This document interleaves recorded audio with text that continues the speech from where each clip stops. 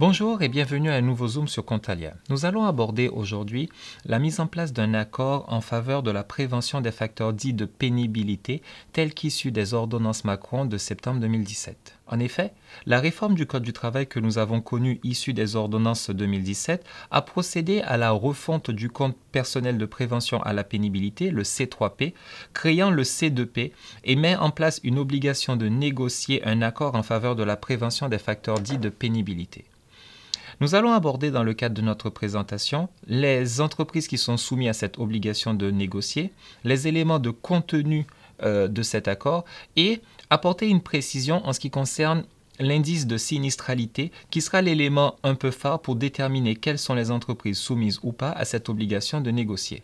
Voyons d'abord quelles sont les entreprises qui sont obligées de négocier un tel accord. En effet, à compter du 1er janvier 2019, devront donc se doter d'un accord ou d'un plan d'action en faveur de la prévention des facteurs dits de la pénibilité, les entreprises d'au moins 50 salariés ou, quel que soit leur effectif, qui font partie d'un ensemble, une unité économique et sociale ou un groupe qui représente au moins 50 salariés. C'était la première condition.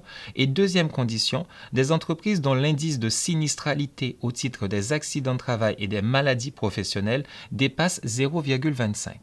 Par ailleurs, sans changement par rapport aux situations précédentes, l'obligation de négocier un accord ou d'établir un plan d'action continuera à s'appliquer aux entreprises qui emploient au moins 25% de salariés exposés encore aux 6 seuils de facteurs de risque professionnel, ainsi que les entreprises d'au moins 300 salariés qui ne sont pas couvertes par un accord de branche étendu ou une convention collective. Quels devront être les éléments de contenu de cet accord ? L'accord d'entreprise ou de groupe, ou à défaut l'accord de branche étendu, devra comporter un certain nombre d'éléments.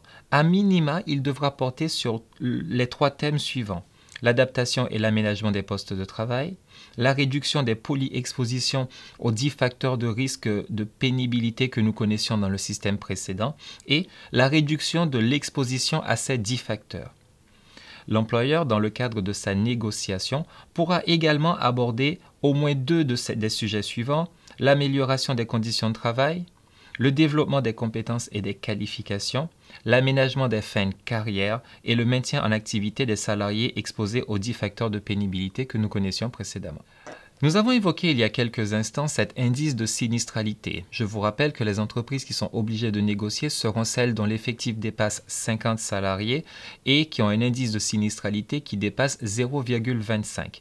On peut se demander donc comment est calculé cet indice de sinistralité.